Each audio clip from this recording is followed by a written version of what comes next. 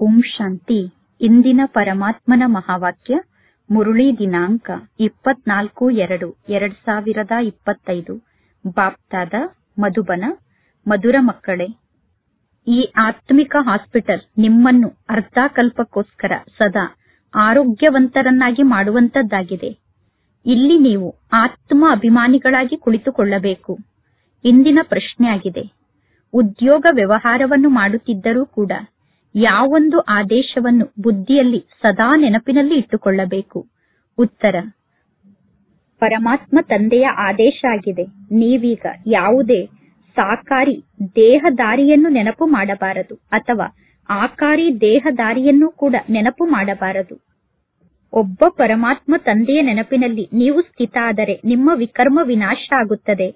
ಪರಮಾತ್ಮ ತಂದೆಯನ್ನು ನೆನಪು ಮಾಡುವಂತಹ ಮಾತಿನಲ್ಲಿ ಯಾರೂ ಕೂಡ ಪರಮಾತ್ಮ ತಂದೆಯನ್ನು ನೆನಪು ಮಾಡಲು ನನಗೆ ಸಮಯ ಇಲ್ಲ ಅಂದರೆ ಪರಮಾತ್ಮ ತಂದೆಯನ್ನು ನೆನಪು ಮಾಡಲು ನನಗೆ ಪುರ್ಸೊತ್ತಿಲ್ಲ ಎಂದು ಹೇಳಲು ಸಾಧ್ಯ ಇಲ್ಲ. ನೀವು ಎಲ್ಲಾ ಕಾರ್ಯವನ್ನು ಮಾಡುತ್ತಿದ್ದರೂ ಕೂಡ ಪರಮಾತ್ಮ ತಂದೆಯನ್ನು ನೆನಪು ಮಾಡಬಹುದು. ಓಂ ಶಾಂತಿ. ಮಧುರಾತಿ ಮಧುರ ಆತ್ಮಿಕ ಮಕ್ಕಳಿಗೆ ಪರಮಾತ್ಮ ತಂದೆ ಗುಡ್ ಮಾರ್ನಿಂಗ್ ಅನ್ನು ತಿಳಿಸುತ್ತಿದ್ದಾರೆ. ಗುಡ್ ಮಾರ್ನಿಂಗ್ ಅನ್ನು ತಿಳಿಸಿದ ನಂತರ ಮಕ್ಕಳಿಗೆ ಪರಮಾತ್ಮ ತಂದೆ ತಿಳಿಸುತ್ತಾರೆ, ತಂದೆಯಾದ ನನ್ನನ್ನು ನೀವು ನೆನಪು ಮಾಡಿ. ಹೇ ಪತಿತ ಪಾವನ, ನೀವು ಬಂದು ನಮ್ಮೆಲ್ಲರನ್ನೂ ಪಾವನ ಮಾಡಿ ಎಂದು ಪರಮಾತ್ಮ ತಂದೆಯನ್ನು ನೀವೆಲ್ಲರೂ ಕೂಗಿ ಕರೆಯುತ್ತೀರಾ? ಅಂದ ಮೇಲೆ ಪರಮಾತ್ಮ ತಂದೆ ಮೊಟ್ಟ ಮೊದಲನೆಯದಾಗಿ ಮಕ್ಕಳಿಗೆ ತಿಳಿಸುತ್ತಾರೆ, ಆತ್ಮಿಕ ತಂದೆಯನ್ನು ನೀವೀಗ ನೆನಪು ಮಾಡಿ. ಆತ್ಮಿಕ ತಂದೆ ಸರ್ವರಿಗೂ ತಂದೆಯಾಗಿದ್ದಾರೆ. ಆತ್ಮಿಕ ತಂದೆ ಎಂದು ಸರ್ವವ್ಯಾಪಿಯಾಗಲು ಸಾಧ್ಯ ಇಲ್ಲ. ಆತ್ಮಿಕ ತಂದೆಯನ್ನು ಎಂದು ಸರ್ವವ್ಯಾಪಿ ಎಂದು ಒಪ್ಪಿಕೊಳ್ಳಲು ಸಾಧ್ಯ ಇಲ್ಲ. ಅಂದ ಮೇಲೆ ಎಷ್ಟು ಸಾಧ್ಯವೋ ಅಷ್ಟು ಮಕ್ಕಳಾದ ನೀವು ಮೊಟ್ಟ ಮೊದಲು ಪರಮಾತ್ಮ ತಂದೆಯನ್ನು ನೆನಪು ಮಾಡಿ. ನೀವೀಗ ಯಾವುದೇ ಸಾಕಾರ ದೇಹದಾರಿಯನ್ನು ನೆನಪು ಮಾಡಬೇಡಿ ಮತ್ತು ಆಕಾರಿ ದೇಹದಾರಿಯನ್ನು ಕೂಡ ನೆನಪು ಮಾಡಬೇಡಿ. ಒಬ್ಬ ಪರಮಾತ್ಮ ತಂದೆಯನ್ನು ಬಿಟ್ಟು ನೀವು ಬೇರೆ ಯಾರನ್ನೂ ನೆನಪು ಮಾಡಬಾರದು. ಒಬ್ಬ ಪರಮಾತ್ಮ ತಂದೆಯನ್ನು ನೆನಪು ಮಾಡುವುದು ಬಹಳ ಸಹಜವಾದ ಮಾತಾಗಿದೆ. ಮನುಷ್ಯರು ಹೇಳುತ್ತಾರೆ, ನಾವು ಬಹಳಷ್ಟು ಬ್ಯುಸಿಯಾಗಿ ಇರುತ್ತೇವೆ, ಪರಮಾತ್ಮ ತಂದೆಯನ್ನು ನೆನಪು ಮಾಡಲು ನಮಗೆ ಸಮಯ ಇಲ್ಲ ಅಂದರೆ ತಂದೆಯನ್ನು ನೆನಪು ಮಾಡಲು ನಮಗೆ ಪುರ್ಸೊತ್ತಿಲ್ಲ ಎಂದು. ಆದರೆ ಪರಮಾತ್ಮ ತಂದೆಯನ್ನು ನೆನಪು ಮಾಡುವ ಮಾತಿನಲ್ಲಿ ನಿಮಗೆ ಸದಾ ಸಮಯ ಇದೆ. ಪರಮಾತ್ಮ ತಂದೆಯನ್ನು ನೆನಪು ಮಾಡಲು ನಿಮಗೆ ಸದಾ ಪುರ್ಸೊತ್ತಿದೆ. ಪರಮಾತ್ಮ ತಂದೆ ಮಕ್ಕಳಿಗೆ ಯುಕ್ತಿಯನ್ನು ತಿಳಿಸುತ್ತಾರೆ. ಮಕ್ಕಳಿಗೆ ಇದಂತೂ ಗೊತ್ತಿದೆ, ಪರಮಾತ್ಮ ತಂದೆಯನ್ನು ನೆನಪು ಮಾಡುವುದರಿಂದ ನಮ್ಮ ಪಾಪ ಭಸ್ಮ ಆಗುತ್ತದೆ. ಮುಖ್ಯ ಮಾತು ಅಂದರೆ ಪರಮಾತ್ಮ ತಂದೆಯ ನೆನಪೇ ಆಗಿದೆ. ಪರಮಾತ್ಮ ತಂದೆ ಮಕ್ಕಳಿಗೆ ಉದ್ಯೋಗ ವ್ಯವಹಾರವನ್ನು ಮಾಡಬೇಡಿ ಎಂದು ಎಂದೂ ಹೇಳುವುದಿಲ್ಲ.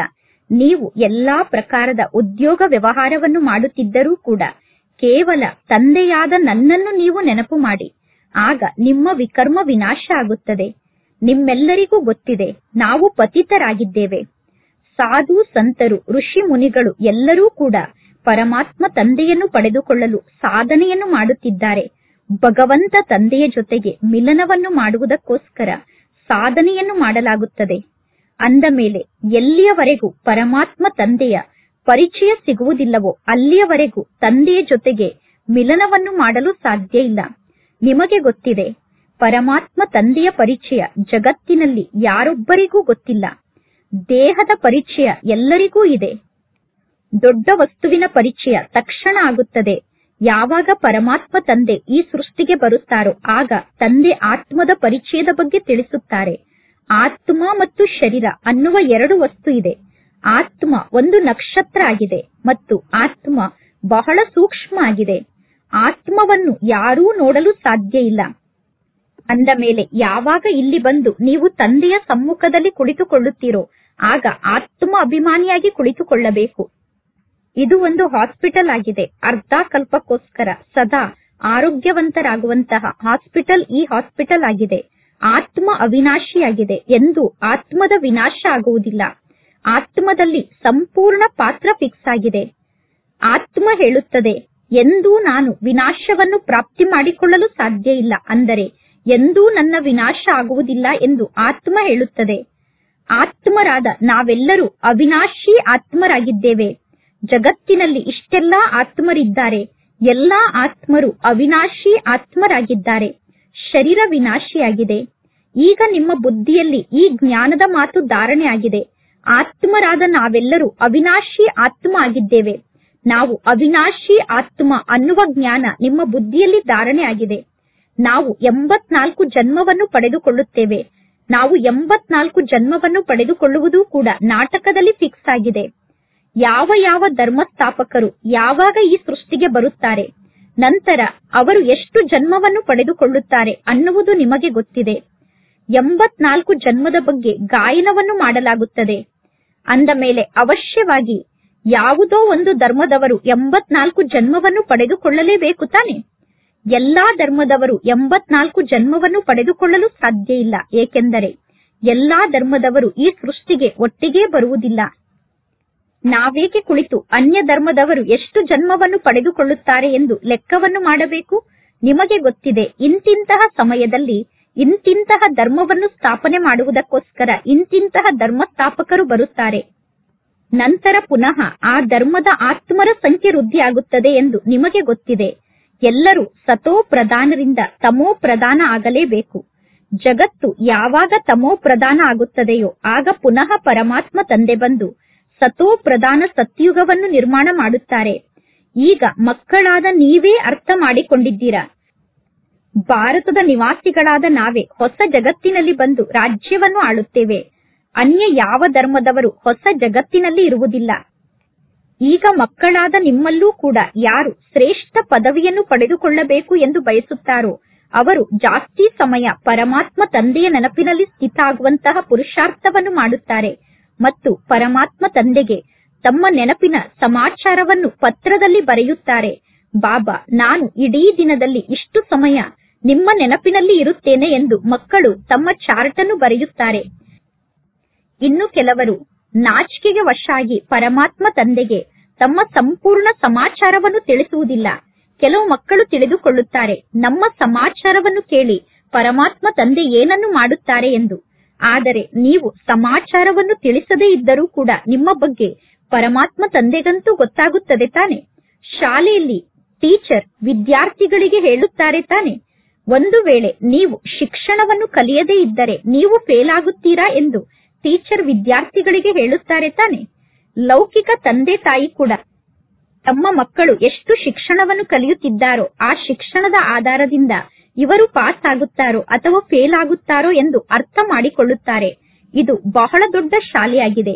ಇಲ್ಲಿ ಪರಮಾತ್ಮ ತಂದೆ ಮಕ್ಕಳನ್ನು ನಂಬರ್ ವಾರಾಗಿ ಕೂರಿಸುವುದಿಲ್ಲ. ಬುದ್ಧಿಯ ಮೂಲಕ ತಂದೆ ಅರ್ಥ ಮಾಡಿಕೊಳ್ಳುತ್ತಾರೆ, ಮಕ್ಕಳು ನಂಬರ್ ವಾರಂತೂ ಆಗಿದ್ದಾರೆ. ಈಗ ಪರಮಾತ್ಮ ತಂದೆ ಒಳ್ಳೊಳ್ಳೆ ಮಕ್ಕಳನ್ನು ಬೇರೆ ಬೇರೆ ಸ್ಥಾನಕ್ಕೆ ಸೇವೆಗೋಸ್ಕರ ಕಳಿಸುತ್ತಾರೆ. ಆ ಒಳ್ಳೆಯ ಮಕ್ಕಳು ಸೇವೆಯನ್ನು ಮಾಡಿ ವಾಪಸ್ ಬಂದ ನಂತರ ಆ ಊರಿನ ಜನ ಪುನಃ ಪರಮಾತ್ಮ ತಂದೆಗೆ ಪತ್ರವನ್ನು ಬರೆಯುತ್ತಾರೆ, ಬಾಬಾ ನಮಗೆ ಮಹಾರಥಿಗಳು ಬೇಕು, ನಮ್ಮ ಬಳಿ ಮಹಾರಥಿಗಳನ್ನು ಕಳಿಸಿ ಎಂದು. ಅಂದ ಮೇಲೆ ಅವರು ಅವಶ್ಯವಾಗಿ ಜ್ಞಾನವನ್ನು ಅರ್ಥ ಮಾಡಿಕೊಂಡಿದ್ದಾರೆ.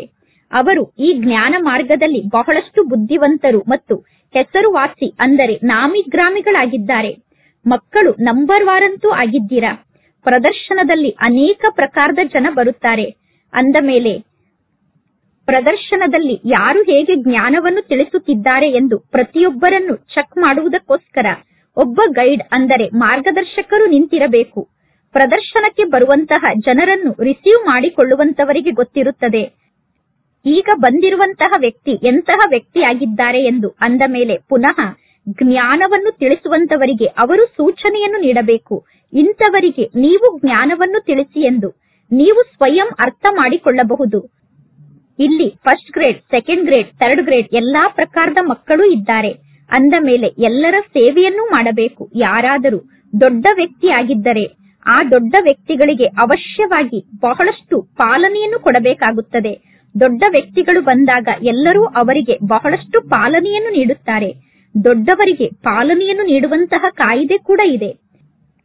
ಪರಮಾತ್ಮ ತಂದೆ ಅಥವಾ ಟೀಚರ್ ಆದಂತಹ ಪರಮಾತ್ಮ ಕ್ಲಾಸ್ನಲ್ಲಿ ಮಕ್ಕಳ ಮಹಿಮೆಯನ್ನು ಮಾಡುತ್ತಿದ್ದಾರೆ ಅಂದರೆ ಕ್ಲಾಸ್ನಲ್ಲಿ ಮಕ್ಕಳ ಮಹಿಮೆಯನ್ನು ಮಾಡುವುದೇ ತಂದೆ ಮಕ್ಕಳಿಗೆ ನೀಡುವಂತಹ ಬಹಳ ದೊಡ್ಡ ಪಾಲನೆ ಆಗಿದೆ. ಯಾವ ಮಕ್ಕಳು ಪರಮಾತ್ಮ ತಂದೆಯ ಹೆಸರನ್ನು ಪ್ರಸಿದ್ಧಗೊಳಿಸುತ್ತಾರೋ ಅಂತಹ ಮಕ್ಕಳ ಮಹಿಮೆಯನ್ನು ಪರಮಾತ್ಮ ತಂದೆ ಕ್ಲಾಸ್ನಲ್ಲಿ ಮಾಡುತ್ತಾರೆ.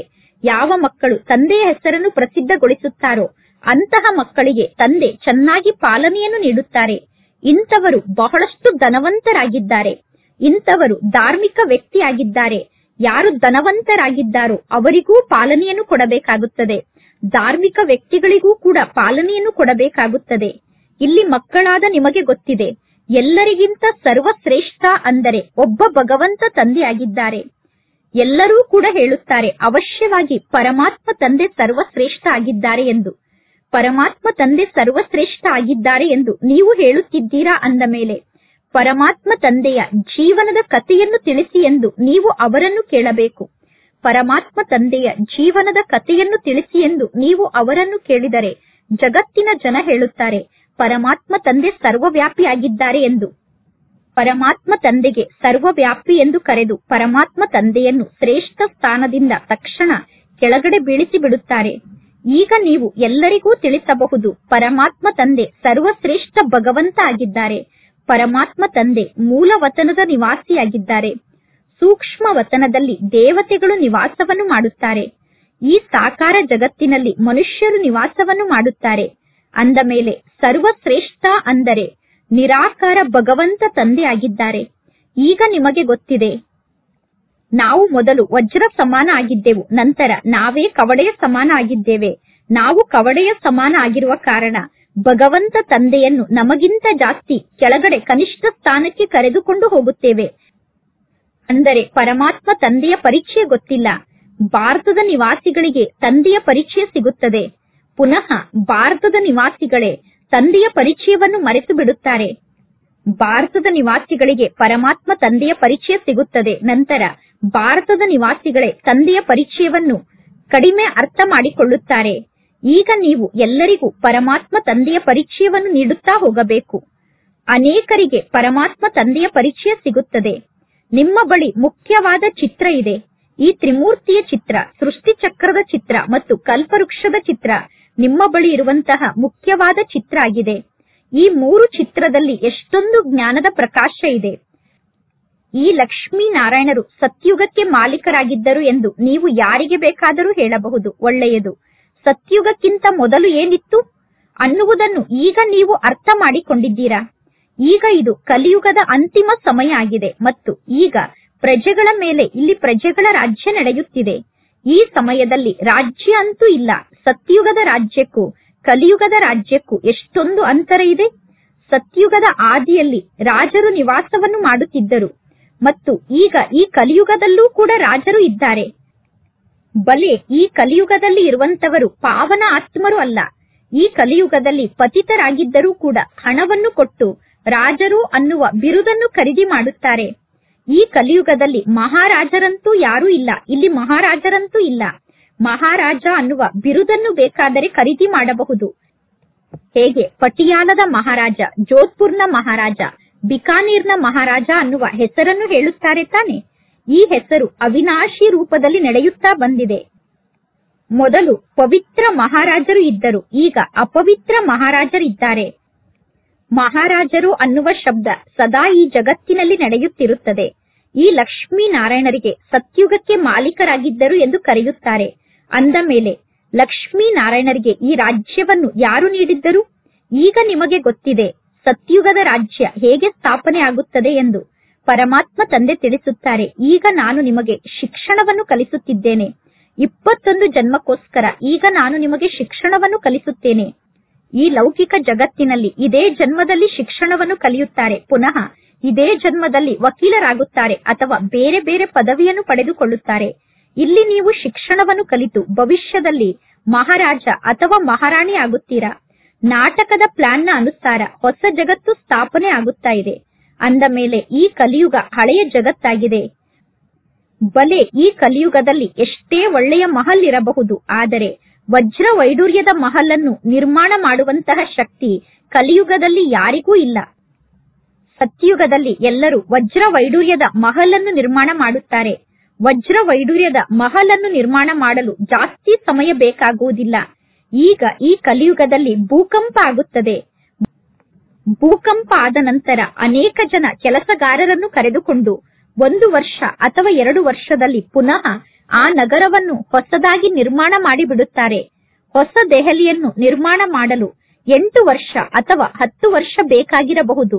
ಆದರೆ ಈ ಕಲಿಯುಗದ ಕೆಲಸಗಾರರಿಗೂ ಸತ್ಯುಗದ ಕೆಲಸಗಾರರಿಗೂ ಅಂತರ ಅಂತೂ ಇದೆ ತಾನೆ. ವರ್ತಮಾನ ಸಮಯದಲ್ಲಿ ಹೊಸ ಹೊಸ ಸಂಶೋಧನೆಯನ್ನು ಮಾಡುತ್ತಿರುತ್ತಾರೆ. ಮನೆಯನ್ನು ನಿರ್ಮಾಣ ಮಾಡುವುದಕ್ಕೋಸ್ಕರ ವಿಜ್ಞಾನಿಗಳು ಬಹಳ ಜೋರಾಗಿ ಸಂಶೋಧನೆಯನ್ನು ಮಾಡುತ್ತಿದ್ದಾರೆ. ಮನೆಯನ್ನು ನಿರ್ಮಾಣ ಮಾಡುವುದಕ್ಕೋಸ್ಕರ ಎಲ್ಲಾ ವಸ್ತುಗಳು ರೆಡಿಮೇಡ್ ಆಗಿ ಸಿಗುತ್ತದೆ. ತಕ್ಷಣ 1 ಫ್ಲೋರ್ ತಯಾರಾಗಿ ಬಿಡುತ್ತದೆ. ಬಹಳಷ್ಟು ಬೇಗ ಬೇಗ ಮನೆಯನ್ನು ನಿರ್ಮಾಣ ಮಾಡುತ್ತಾರೆ. ವಿಜ್ಞಾನಿಗಳು ಈಗ ಏನು ಹೊಸ ಹೊಸ ಸಂಶೋಧನೆಯನ್ನು ಮಾಡುತ್ತಿದ್ದಾರೋ ಅದೆಲ್ಲ ಸತ್ಯುಗದಲ್ಲಿ ನಿಮ್ಮ ಕೆಲಸಕ್ಕೆ ಬರುತ್ತದೆ. ಇದೆಲ್ಲವೂ ನಿಮ್ಮ ಜೊತೆಗೇ ಬರುತ್ತದೆ. ವಿಜ್ಞಾನಿಗಳು ಆ ಸಂಸ್ಕಾರವನ್ನು ಜೊತೆಗೆ ತೆಗೆದುಕೊಂಡು ಹೋಗುತ್ತಾರೆ. ಏಕೆಂದರೆ ಸಂಸ್ಕಾರ ಅಂತೂ ಆತ್ಮದಲ್ಲಿ ಇರುತ್ತದೆ ತಾನೆ. ಈ ವಿಜ್ಞಾನದ ಸಂಸ್ಕಾರ ಸತ್ಯುಗದಲ್ಲೂ ಕೂಡ ಜೊತೆಗೆ ಬರುತ್ತದೆ. ಅಂದ ಮೇಲೆ ಪರಮಾತ್ಮ ತಂದೆ ಮಕ್ಕಳಿಗೆ ಸದಾ ತಿಳಿಸುತ್ತಿದ್ದಾರೆ, ನೀವು ಪಾವನ ಆಗಬೇಕು ಎಂದು ಬಯಸಿದರೆ ತಂದೆಯಾದ ನನ್ನನ್ನು ನೆನಪು ಮಾಡಿ. ಪರಮಾತ್ಮ ತಂದೆ ಮಕ್ಕಳಿಗೆ ಗುಡ್ ಮಾರ್ನಿಂಗ್ ಅನ್ನು ತಿಳಿಸಿ ನಂತರ ಮಕ್ಕಳಿಗೆ ಶಿಕ್ಷಣವನ್ನು ನೀಡುತ್ತಾರೆ. ಮಕ್ಕಳೇ, ಪರಮಾತ್ಮ ತಂದೆಯ ನೆನಪಿನಲ್ಲಿ ಕುಳಿತಿದ್ದೀರಾ ತಾನೆ? ಕುಳಿತರು, ನಿಂತರು, ಓಡಾಡುತ್ತಿದ್ದರು ತಂದೆಯಾದ ನನ್ನನ್ನು ನೆನಪು ಮಾಡಿ. ಏಕೆಂದರೆ ಜನ್ಮ ಜನ್ಮಾಂತರದ ಪಾಪದ ಹೊರೆ ತಲೆಯ ಮೇಲಿದೆ. ಏಣಿಯನ್ನು ಇಳಿಯುತ್ತಾ ಇಳಿಯುತ್ತಾ ಸಂಪೂರ್ಣ ಏಣಿಯನ್ನು ಇಳಿಯಲು 84 ಜನ್ಮವನ್ನು ಪಡೆದುಕೊಳ್ಳುತ್ತೀರಾ. ಈಗ ಪುನಃ ಈ 1 ಜನ್ಮದಲ್ಲಿ ಏರುವ ಕಲೆಯಲ್ಲಿ ಹೋಗುತ್ತೀರಾ. ಈಗ ಎಷ್ಟು ಜಾಸ್ತಿ ತಂದೆಯಾದ ನನ್ನನ್ನು ನೆನಪು ಮಾಡುತ್ತೀರೋ ಅಷ್ಟು ಜಾಸ್ತಿ ನಿಮಗೆ ಖುಷಿ ಇರುತ್ತದೆ. ಮತ್ತು ಎಷ್ಟು ಜಾಸ್ತಿ ಪರಮಾತ್ಮ ತಂದೆಯನ್ನು ನೆನಪು ಮಾಡುತ್ತೀರೋ ಅಷ್ಟು ನಿಮಗೆ ಶಕ್ತಿ ಪ್ರಾಪ್ತಿಯಾಗುತ್ತದೆ. ಪರಮಾತ್ಮ ತಂದೆಯ ಸಮ್ಮುಖದಲ್ಲಿ ಬಹಳಷ್ಟು ಮಕ್ಕಳು ಇಂಥವರಿದ್ದಾರೆ. ಆ ಮಕ್ಕಳನ್ನು ಮೊದಲನೇ ನಂಬರ್ನಲ್ಲಿ ತಂದೆ ಇಡುತ್ತಾರೆ. ಆದರೆ ಮಕ್ಕಳು ಪರಮಾತ್ಮ ತಂದೆಯನ್ನು ಸ್ವಲ್ಪ ಕೂಡ ನೆನಪು ಮಾಡುವುದಿಲ್ಲ. ಬಲೆ ಜ್ಞಾನವನ್ನು ತಿಳಿಸುವ ಮಾತಿನಲ್ಲಿ ಮಕ್ಕಳು ಬಹಳಷ್ಟು ಬುದ್ಧಿವಂತರಾಗಿದ್ದಾರೆ. ಆದರೆ ಮಕ್ಕಳು ನೆನಪಿನ ಯಾತ್ರೆಯಲ್ಲಿ ಇರುವುದಿಲ್ಲ. ತಂದೆ ಮಕ್ಕಳ ಮಹಿಮೆಯನ್ನು ಮಾಡುತ್ತಾರೆ. ಇಲ್ಲಿ ಮಕ್ಕಳಾದ ನೀವು ನಂಬರ್ ವಾರ್ ಆಗಿದ್ದೀರಾ. ಅಂದ ಮೇಲೆ ಅವಶ್ಯವಾಗಿ ನೀವು ಪರಿಶ್ರಮವನ್ನು ಪಡುತ್ತೀರಾ ತಾನೆ? ಅಂದ ಮೇಲೆ ಸದಾ ಶಿವತಂದೆ ನಮಗೆ ಈ ಜ್ಞಾನವನ್ನು ತಿಳಿಸುತ್ತಿದ್ದಾರೆ ಎಂದು ನೀವು ತಿಳಿದುಕೊಳ್ಳಿ. ಶಿವತಂದೆ ಜ್ಞಾನವನ್ನು ತಿಳಿಸುತ್ತಿದ್ದಾರೆ ಎಂದು ತಿಳಿದುಕೊಂಡಾಗ ನಿಮ್ಮ ಬುದ್ಧಿಯೋಗ ಶಿವತಂದೆಯ ಜೊತೆಗೆ ಪರಮಧಾಮದಲ್ಲಿ ಜೋಡಣೆ ಆಗಿರುತ್ತದೆ. ಈ ಬ್ರಹ್ಮ ತಂದೆ ಕೂಡ ಶಿವತಂದೆಯ ಮೂಲಕ ಶಿಕ್ಷಣವನ್ನು ಕಲಿಯುತ್ತಿದ್ದಾರೆ ತಾನೆ. ಆದರೂ ಕೂಡ ಬ್ರಹ್ಮ ತಂದೆ ತಿಳಿಸುತ್ತಾರೆ, ನೀವು ಪರಮಾತ್ಮ ಶಿವತಂದೆಯನ್ನು ನೆನಪು ಮಾಡಿ. ಅನ್ಯರಿಗೆ ಜ್ಞಾನವನ್ನು ತಿಳಿಸುವುದಕ್ಕೋಸ್ಕರ ಈ ಎಲ್ಲಾ ಚಿತ್ರಗಳಿದೆ. ನಿರಾಕಾರ ತಂದೆಗೆ ಭಗವಂತ ಎಂದು ಕರೆಯಲಾಗುತ್ತದೆ. ಪರಮಾತ್ಮ ತಂದೆ ಬಂದು ಇಲ್ಲಿ ಶರೀರವನ್ನು ಧಾರಣೆ ಮಾಡಿಕೊಳ್ಳುತ್ತಾರೆ. ನಾವೆಲ್ಲರೂ ಒಬ್ಬ ಪರಮಾತ್ಮ ತಂದೆಗೆ ಮಕ್ಕಳಾಗಿದ್ದೇವೆ. ಒಬ್ಬ ಭಗವಂತ ತಂದೆಗೆ ಮಕ್ಕಳಾದ ಆತ್ಮರಾದ ನಾವೆಲ್ಲರೂ ಪರಸ್ಪರ ಸಹೋದರರಾಗಿದ್ದೇವೆ. ಆತ್ಮರಾದ ನಾವು ಈಗ ಈ ಶರೀರದಲ್ಲಿ ವಿರಾಜಮಾನ ಆಗಿದ್ದೇವೆ. ಆತ್ಮರಾದ ನಾವೆಲ್ಲರೂ ಅಕಾಲ ಮೂರ್ತಿಗಳಾಗಿದ್ದೇವೆ. ಅಕಾಲ ಮೂರ್ತಿಯಾದಂತಹ ಆತ್ಮಕ್ಕೆ ಈ ಶರೀರ ಅನ್ನುವಂಥದ್ದು ಸಿಂಹಾಸನ ಆಗಿದೆ. ಅಕಾಲ ಮೂರ್ತಿ ಅಂದರೆ ಬೇರೆ ಯಾವುದೋ ವಿಶೇಷವಾದ ವಸ್ತು ಅಲ್ಲ. ಅಕಾಲ ಮೂರ್ತಿ ಅಂದರೆ ಆತ್ಮ ಆಗಿದೆ. ಅಕಾಲ ಮೂರ್ತಿಯಾದಂತಹ ಆತ್ಮಕ್ಕೆ ಈ ಶರೀರದ ಭ್ರುಕುಟಿ ಅನ್ನುವಂಥದ್ದು ಸಿಂಹಾಸನ ಆಗಿದೆ. ಭ್ರುಕುಟಿಯ ಮಧ್ಯದಲ್ಲಿ ಆತ್ಮ ವಿರಾಜಮಾನ ಆಗುತ್ತದೆ. ಆದ್ದರಿಂದ ಭ್ರುಕುಟಿಗೆ ಅಕಾಲ ಸಿಂಹಾಸನ ಎಂದು ಕರೆಯಲಾಗುತ್ತದೆ. ಅಕಾಲ ಸಿಂಹಾಸನದಲ್ಲಿ ಅಕಾಲ ಮೂರ್ತಿಯಾದಂತಹ ಆತ್ಮ ವಿರಾಜಮಾನ ಆಗುತ್ತದೆ. ಅಕಾಲ ಮೂರ್ತಿಯಾದಂತಹ ಆತ್ಮನ ಅಕಾಲ ಸಿಂಹಾಸನ ಭ್ರುಕುಟಿಯಾಗಿದೆ. ಆತ್ಮರಾದ ನಾವೆಲ್ಲರೂ ಅಕಾಲ ಆತ್ಮರಾಗಿದ್ದೇವೆ. ಆತ್ಮ ಬಹಳಷ್ಟು ಸೂಕ್ಷ್ಮವಾಗಿದೆ. ಪರಮಾತ್ಮ ತಂದೆ ಕೂಡ ನಿರಾಕಾರ ರೂಪದಲ್ಲಿ ಇದ್ದಾರೆ. ನಿರಾಕಾರ ಪರಮಾತ್ಮ ತಂದೆ ಎಲ್ಲಿಂದ ತಮ್ಮ ಸಿಂಹಾಸನವನ್ನು ತರಲು ಸಾಧ್ಯ? ನಿರಾಕಾರ ಪರಮಾತ್ಮ ತಂದೆಗೆ ಎಲ್ಲಿಂದ ತಮ್ಮ ಸಿಂಹಾಸನ ಬರಲು ಸಾಧ್ಯ? ಪರಮಾತ್ಮ ತಂದೆ ತಿಳಿಸುತ್ತಾರೆ, ನನ್ನ ಸಿಂಹಾಸನ ಈ ಬ್ರಹ್ಮನ ಭ್ರುಕುಟಿಯಾಗಿದೆ. ಪರಮಾತ್ಮ ತಂದೆಯಾದ ನಾನು ಬಂದು ಈ ಬ್ರಹ್ಮನ ಶರೀರ ಅನ್ನುವ ಸಿಂಹಾಸನವನ್ನು ಲೋನಾಗಿ ತೆಗೆದುಕೊಳ್ಳುತ್ತೇನೆ. ಈ ಬ್ರಹ್ಮ ತಂದೆಯ ಸಾಧಾರಣ ವೃದ್ಧ ತನುವಿನ ಅಕಾಲ ಸಿಂಹಾಸನದಲ್ಲಿ ನಾನು ಕುಳಿತುಕೊಳ್ಳುತ್ತೇನೆ ಎಂದು ಪರಮಾತ್ಮ ತಂದೆ ತಿಳಿಸುತ್ತಾರೆ. ಈಗ ನಿಮಗೆ ಗೊತ್ತಿದೆ, ಎಲ್ಲಾ ಆತ್ಮರಿಗೂ ಈ ಶರೀರದ ಭ್ರುಕುಟಿ ಸಿಂಹಾಸನ ಆಗಿದೆ. ಇಲ್ಲಿ ಮನುಷ್ಯರ ಬಗ್ಗೆ ಮಾತನಾಡಲಾಗುತ್ತದೆ. ಇಲ್ಲಿ ಪ್ರಾಣಿಗಳ ಮಾತಿಲ್ಲ. ಪ್ರಾಣಿಗಳಿಗಿಂತ ಕನಿಷ್ಠ ಆದಂತಹ ಮನುಷ್ಯರ ಜೀವನ ಮೊದಲು ಸುಧಾರಣೆ ಆಗಬೇಕು. ನಂತರ ಯಾವುದಾದರೂ ಪ್ರಾಣಿಯ ಮಾತನ್ನು ನೀವು ಕೇಳಬಹುದು. ಮೊದಲು ಸ್ವಯಂ ಅನ್ನು ನೀವು ಸುಧಾರಣೆ ಮಾಡಿಕೊಳ್ಳಿ ಎಂದು ನೀವು ಎಲ್ಲರಿಗೂ ತಿಳಿಸಬೇಕು. ಸತ್ಯುಗದಲ್ಲಿ ಪ್ರಾಣಿಗಳು ಕೂಡ ಬಹಳ ಫಸ್ಟ್ ಕ್ಲಾಸ್ ಆಗಿ ಇರುತ್ತದೆ. ಸತ್ಯುಗದ ಪ್ರಾಣಿಗಳು ಕೂಡ ಬಹಳ ಒಳ್ಳೆಯ ಪ್ರಾಣಿಯಾಗಿರುತ್ತದೆ. ಸತ್ಯುಗದಲ್ಲಿ ಕೊಳಕು ಅನ್ನುವಂಥದ್ದು ಸ್ವಲ್ಪ ಕೂಡ ಇರುವುದಿಲ್ಲ. ರಾಜರ ಮಹಲ್ನಲ್ಲಿ ಪಾರಿವಾಳ ಹೋಗಿ ಕೊಳಕನ್ನು ಮಾಡಿದರೆ ಪಾರಿವಾಳಕ್ಕೆ ಶಿಕ್ಷೆಯನ್ನು ಕೊಡುತ್ತಾರೆ. ಸತ್ಯುಗದಲ್ಲಿ ಸ್ವಲ್ಪ ಕೂಡ ಕೊಳಕಿರುವುದಿಲ್ಲ. ಸತ್ಯುಗದಲ್ಲಿ ಎಲ್ಲವೂ ಬಹಳಷ್ಟು ಎಚ್ಚರಿಕೆಯಿಂದ ನಡೆಯುತ್ತದೆ. ಅಂದ ಮೇಲೆ ಸತ್ಯುಗದಲ್ಲಿ ಎಲ್ಲರೂ ಬಹಳಷ್ಟು ಎಚ್ಚರಿಕೆಯಿಂದ ಇರುತ್ತಾರೆ. ಸತ್ಯುಗದಲ್ಲಿ ಕಾವಲನ್ನು ನೀಡುವುದಕ್ಕೋಸ್ಕರ ಕಾವಲುಗಾರರು ಇರುತ್ತಾರೆ.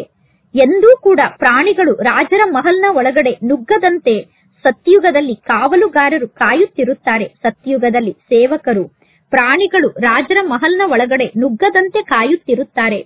ಸತ್ಯುಗದಲ್ಲಿ ಬಹಳಷ್ಟು ಸ್ವಚ್ಛತೆ ಇರುತ್ತದೆ. ಲಕ್ಷ್ಮೀ ನಾರಾಯಣರ ಮಂದಿರದಲ್ಲೂ ಕೂಡ ಎಷ್ಟೊಂದು ಸ್ವಚ್ಛತೆ ಇರುತ್ತದೆ. ಶಂಕರ ಮತ್ತು ಪಾರ್ವತಿಯ ಮಂದಿರದಲ್ಲಿ ಪಾರಿವಾಳವನ್ನು ತೋರಿಸುತ್ತಾರೆ. ಅಂದ ಮೇಲೆ ಅವಶ್ಯವಾಗಿ ಮಂದಿರವನ್ನು ಆ ಪಾರಿವಾಳ ಕೊಳಕು ಮಾಡುತ್ತಿರಬೇಕು. ಶಂಕರ ಮತ್ತು ಪಾರ್ವತಿಯ ಮಂದಿರವನ್ನು ಅವಶ್ಯವಾಗಿ ಪಾರಿವಾಳ ಕೊಳಕು ಮಾಡುತ್ತದೆ. ಶಾಸ್ತ್ರದಲ್ಲಿ ಬಹಳಷ್ಟು ದಂತಕಥೆಯನ್ನು ಬರೆದಿದ್ದಾರೆ. ಈಗ ಮಕ್ಕಳಿಗೆ ಪರಮಾತ್ಮ ತಂದೆ ತಿಳಿಸುತ್ತಿದ್ದಾರೆ, ನಿಮ್ಮಲ್ಲೂ ಕೂಡ ಕೆಲವರು ಮಾತ್ರ ಈ ಜ್ಞಾನವನ್ನು ಧಾರಣೆ ಮಾಡಿಕೊಳ್ಳಲು ಸಾಧ್ಯ. ಇನ್ನು ಉಳಿದವರು ಸ್ವಲ್ಪ ಕೂಡ ಜ್ಞಾನವನ್ನು ಅರ್ಥ ಮಾಡಿಕೊಳ್ಳುವುದಿಲ್ಲ. ಪರಮಾತ್ಮ ತಂದೆ ಮಕ್ಕಳಿಗೆ ಎಷ್ಟು ಪ್ರೀತಿಯಿಂದ ತಿಳಿಸುತ್ತಾರೆ, ಮಕ್ಕಳೇ ನೀವೀಗ ಬಹಳಷ್ಟು ಮಧುರರಾಗಿ, ನಿಮ್ಮ ಬಾಯಿಂದ ಸದಾ ರತ್ನಗಳೇ ಬರಬೇಕು. ನೀವು ರೂಪಬದ್ಧಂತಾಗಿದ್ದೀರಾ, ಅಂದರೆ ನೀವು ಜ್ಞಾನಿಗಳು ಮತ್ತು ಯೋಗಿಗಳಾಗಿದ್ದೀರಾ. ನಿಮ್ಮ ಬಾಯಿಂದ ಎಂದು ಕಲ್ಲಿನ ಸಮಾನ ಶಬ್ದ ಬರಬಾರದು. ಆತ್ಮಕ್ಕೆ ಮಹಿಮೆಯನ್ನು ಮಾಡಲಾಗುತ್ತದೆ. ನಾನು ಪ್ರೆಸಿಡೆಂಟ್ ಆಗಿದ್ದೇನೆ, ನಾನು ಇಂತಹ ವ್ಯಕ್ತಿ ಆಗಿದ್ದೇನೆ ಎಂದು ಆತ್ಮ ಹೇಳುತ್ತದೆ. ನನ್ನ ಶರೀರದ ಹೆಸರು ಇಂತಹ ಹೆಸರಾಗಿದೆ ಎಂದು ಆತ್ಮ ಹೇಳುತ್ತದೆ. ಒಳ್ಳೆಯದು. ಆತ್ಮರಾದ ನೀವು ಯಾರಿಗೆ ಮಕ್ಕಳಾಗಿದ್ದೀರಾ? ಆತ್ಮರಾದ ನಾವೆಲ್ಲರೂ ಒಬ್ಬ ಪರಮಾತ್ಮ ತಂದೆಗೆ ಮಕ್ಕಳಾಗಿದ್ದೇವೆ. ಅಂದ ಮೇಲೆ ಆ ಒಬ್ಬ ಪರಮಾತ್ಮ ತಂದೆಯ ಮೂಲಕ ಆತ್ಮಕ್ಕೆ ಆಸ್ತಿ ಸಿಗುತ್ತದೆ. ಆ ಒಬ್ಬ ತಂದೆಯ ಮೂಲಕ ಆತ್ಮಕ್ಕೆ ಆಸ್ತಿ ಸಿಗಬೇಕು ತಾನೆ?